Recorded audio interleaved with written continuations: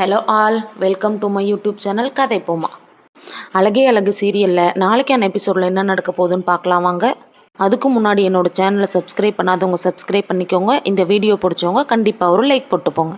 சுரேஷ் மதி கன்னத்தில் அறவிட, மதி சுரேஷ் கன்னத்தில் அறவிட, உடனே ராகவன் தங்கராஜுக்கு ஃபோன் போட்டு வர சொல்லிட்டாரு. அவங்க அப்பா அம்மாவுக்கு ஃபோன் போட்டு வீட்டுக்கு வர சொல்லிட்டாரு. வீட்டுக்கு வந்து உடனே ராஜலட்சுமி மதியோட அப்பா அம்மா கிட்ட கேட்குறாங்க, இன்னும் பெற்று வளர்த்து வச்சுருக்கீங்களா இல்லை ரவுடி பெற்று வளர்த்து வச்சுருக்கீங்களா?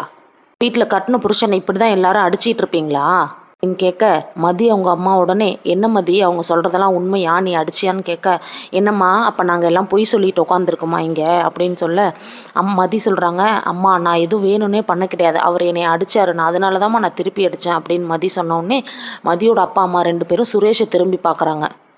மதியோட அப்பா சுரேஷை பார்த்து, என் பொண்ணை அடிச்சிங்களா அப்படின்னு சுரேஷ் கிட்ட கேட்க, பொண்ணு பண்ணுற வேலைக்கெல்லாம் பின்ன அடிக்காமல் தூக்கி வச்சு கொஞ்சம் சொல்கிறீங்களா அப்படின்னு சுரேஷ் வேகமாக கத்துறாரு. அடிக்கிற அளவுக்கு அப்படி என்ன என் பொண்ணு பண்ணிட்டா? 1000 தான் பண்ணிருக்கட்டுமே, என் பொண்ணு மேலே ஃபஸ்ட்டு எதுக்கு கை வைக்கிறீங்க? அவள் இன்னும் சின்ன குழந்தைல்ல, என்ன டீச்சரு, அவள் என்ன ஸ்டூடெண்ட்டா தப்பு பண்ண அடிக்கிறதுக்கு? கை நீட்டி அடிக்கிறதெல்லாம் வீரம்னு நினச்சிட்டு இருக்கீங்களா? இன்னும் மதி அவங்க அப்பா லெஃப்ட் அண்ட் ரைட் வாங்கி விடுறாரு. தங்கராஜ் இருந்துட்டு, நீங்கள் உங்கள் பொண்ணு கட்டின புருஷனை கை நீட்டி அடிச்சிட்டான்னு கூப்பிட்டா நீங்கள் உங்கள் பொண்ணுக்கு சப்போர்ட் பண்ணி பேசிகிட்டு இருக்கீங்க. என்ன பேசுகிறோம், யார்கிட்ட பேசுகிறோம்னு தெரிஞ்சு தான் பேசுகிறீங்களா நீங்கள் அப்படின்னு தங்கராஜ் கேட்டவுடனே மதி சொல்கிறாங்க, அப்பா பேசுகிறதுல என்ன தப்பு இருக்குது? ஆம்பளைனா கை நீட்டி அடிக்கணும்னு எங்கே எழுதியிருக்கு? ரூம்குள்ளே நடந்த விஷயத்த கொஞ்சம் கூட வெக்கமே இல்லாமல் பெத்த அப்பா அம்மா முன்னாடி சொல்லிட்டு நிற்கிறாரு. இங்கே வந்து எல்லாத்தையும் சொல்கிறீங்க அப்படின்னு கேட்ட என்னைய அடிக்கிறாரு. இவரை திருப்பி அடித்ததில் என்ன தப்பு இருக்குது? நியாயமாக பார்த்தா நீங்கள் எல்லாம் அவரை தான் கேள்வி கேட்கணும். அதை விட்டுட்டு என்ன வந்து கேள்வி கேட்டுட்ருக்கீங்க? பொண்டாட்டியை கை நீட்டி அடிக்கிறது தப்பு, நீங்கள் உங்கள் பையனுக்கு சொல்லி கொடுத்து வளர்க்கலையா அப்படின்னு கேட்குறாங்க நம்ம மதி. உடனே வந்துட்டு, பார்த்தீங்களா மாப்பிள்ள உங்களையவே எப்படி எதிர்த்து பேசுகிறான்னு, மறுபடியும் நான் என் பையனை வளர்த்தது சரியில்லைன்னு சொல்கிறா பார்த்தீங்களா? அதுதான் அன்றைக்கே இவ தொலைஞ்சு போட்டும் நான் இங்கேயே விட்டுட்டு வர சொன்னேன். நீங்கள் தான் கேட்காம திருப்பவும் இவளை கொண்டு வந்து இங்கே வச்சுக்கிட்டு டெய்லி நாங்கள் தூக்கம் இல்லாமல் அலையிறோம். இவெல்லாம் எத்தனை டைம் அட்வைஸ் பண்ணி அனுப்புனாலும் திருந்தவே மாட்டான் மாப்பிள்ள. பேக் பண்ணி அவங்க அப்பா அம்மா கிட்டே அமுச்சு விட்ருவோம். இல்லாட்டினா தூங்கும் போது என் பையன் தலையில் கல் எடுத்து போட்டு கொன்னாலும் கொன்றுவா. ராட்சசி, செய்யாலும் செய்யக்கூடியவ தான் இவ.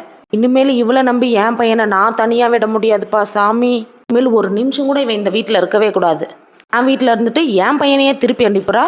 பாருங்க, இதுக்கு மேலே உங்கள் பொண்ணுக்கு அட்வைஸ் பண்ணவோ திருப்பவும் இங்கே வச்சிருக்கவோ எங்களுக்கு கொஞ்சம் கூட விருப்பமே கிடையாது. தயவு செஞ்சு உங்கள் பொண்ணு அவங்க வீட்டுக்கே கூட்டிகிட்டு போயிடுங்க. ஆமாம், உன் பொட்டி பொடுகையெல்லாம் எடுத்து ஃபஸ்ட்டு வீட்டை விட்டு வெளியே கிளம்பு அப்படின்னு ராஜலட்சுமி சொல்ல, மதி உடனே சொல்கிறாங்க, நான் எதுக்கு வீட்டை விட்டு வெளியே போகணும்?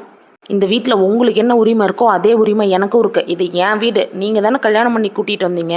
நீங்கள் எப்படி இந்த வீட்டுக்கு கல்யாணம் பண்ணி வாழ வந்திருக்கீங்களோ அதே மாதிரி தான் நானும் வாழ வந்திருக்கேன். உங்களுக்கு பிடிக்கலன்னா நீங்கள் வீட்டை விட்டு வெளியே போங்க அப்படின்னு மதி பேச, சுரேஷ் உடனே கோவம் வந்து, ஏய் எங்கள் அம்மாவை பார்த்து நீ யார் வெளியே போக சொல்கிறதுக்கு?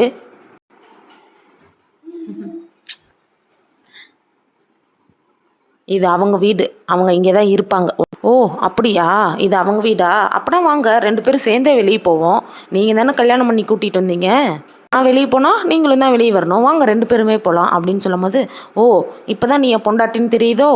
மற்ற விஷயத்தெல்லாம் பொண்டாட்டியாக இருக்க உரிமை இல்லை, வீட்டில் இருக்க மட்டும் உனக்கு என்ன உரிமை இருக்குது அப்படின்னு சொன்னே மதியம் உங்கள் அப்பா சொல்கிறாங்க, இதுக்கு மேலே இந்த இடத்துல நம்ம நிற்க வேணாம், வா மதி நம்ம கிளம்பலாம் அப்படின்னு சொல்கிறாங்க.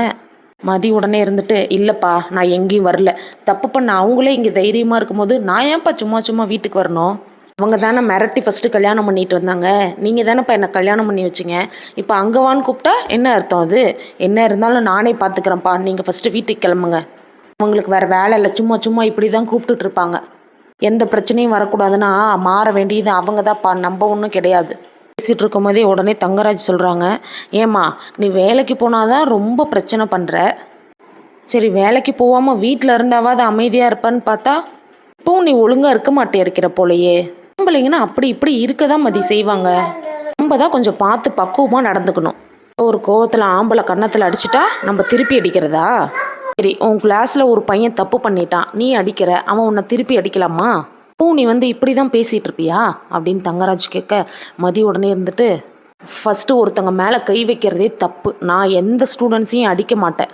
அப்பா அம்மாவே என்னைய சின்ன வயசுலேருந்து அடித்தது கிடையாது, இவர் யாருங்க என் மேலே கை வைக்க அப்படின்னு கேட்க, ராகவன் சொல்கிறாங்க, உங்கள் அப்பா அம்மா உன்னை அடித்து வளர்க்காததுனால தான் நீ இங்கே வந்து நின்றுட்டுருக்க. உங்கள் அப்பா அம்மா இங்கே வந்து கை கட்டி நின்றுட்டுருக்காங்க. நீ ஒழுங்காக வளர்த்துருந்தா நாங்கள் ஏன் இத்தனை பேரும் கஷ்டப்பட போகிறோம்?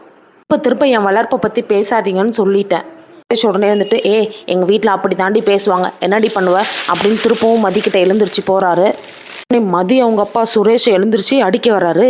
சுரேஷ் அடி வாங்கினாரா இல்லையா, மதி வெளியே போனாங்களா இல்லையா அப்படின்றத நாளைக்கு எபிசோடில் பார்ப்போம். அதுக்கு முன்னாடி என் சேனலை சப்ஸ்கிரைப் பண்ணதவங்க சப்ஸ்கிரைப் பண்ணிக்கோங்க. இந்த வீடியோ பிடிச்சவங்க ஒரு லைக் போடுங்க.